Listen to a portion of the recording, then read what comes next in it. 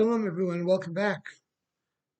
This Torah portion, Ba'era, and others after it, and the one before it, Shmos, talks a great deal about the Nile River, how the Egyptians were so connected to the Nile. Egyptian civilization was based on the Nile. There wasn't much rain in Egypt, but they depended on the Nile for their sustenance. Sometimes the Nile overflowed and flooded them, and sometimes it didn't. But everything was connected with the Nile. And the gods of Egypt were all related to the Nile as well. And in fact, the 10 plagues that God brought down on the Egyptians were all connected to the Nile in one way or the other. Things that came from the Nile, such as frogs or lice or vermin, came from the waters of the Nile. And indeed, at the end, we find that God split the sea. He split the Nile. He split the river. He split the Red Sea, which came from the Nile, and water and everything's connected to that as well. The idea of the Nile is that the Nile represents what they say in Yiddish, kaltkeit, coldness. The Nile was a cold body of water.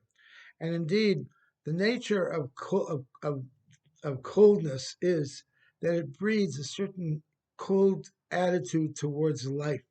And this is something that we need to remove. When God turned the Nile into blood, blood is warm, it flows through the body, and the waters of the Nile are cold, so the blood warmed up the Nile. And this is a very important lesson for all of us as well. How do we ensure that our children will stay Jewish? How do we ensure that we'll stay Jewish and be proud Jews? And the answer must be to warm ourselves up. We need to have a passion for Judaism, not a cold attitude towards it. So many people leave Torah observance because they see coldness in it. It's not warm, it's not loving, it doesn't flow, it's very, very cold. And who's interested in coldness? Not me, certainly not. We need to show our children love and warmth and show them how Judaism is beautiful and happy, how there is music in Judaism, how there is Torah study within the warmth and love of Judaism. We need to show them that more than ever. A story is told about the Baal Shem Tov, who was teaching this very lesson to his students about how Judaism must be warm and how we can learn from every single thing in this world, from everything we can learn from. This is a basic principle in Hasidic philosophy and in fact in Judaism, that from everything we can learn, everything is meant to be, everything is hashgacha pratis, everything is meant to be. So he was walking around the cold, freezing countryside of Ukraine with his students, and they noticed in the distance that the peasants were building a cross out of ice. And this is something that very often people do in cold climates. They build a cross, which is a symbol of their religion, out of blocks of ice, which they dig out of the rivers usually. And they put them up in huge mountains and hillsides so everyone can see it. In fact, I saw it once myself in the countryside outside of Montreal, where they were doing such a thing like that. And his students looked at it and they said to the Baal Shem Tov, their teacher, what can we possibly learn from that, from a cross in the countryside?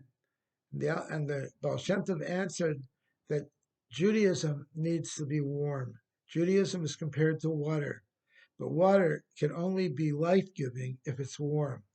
If it's cold, you can even make a cross out of it.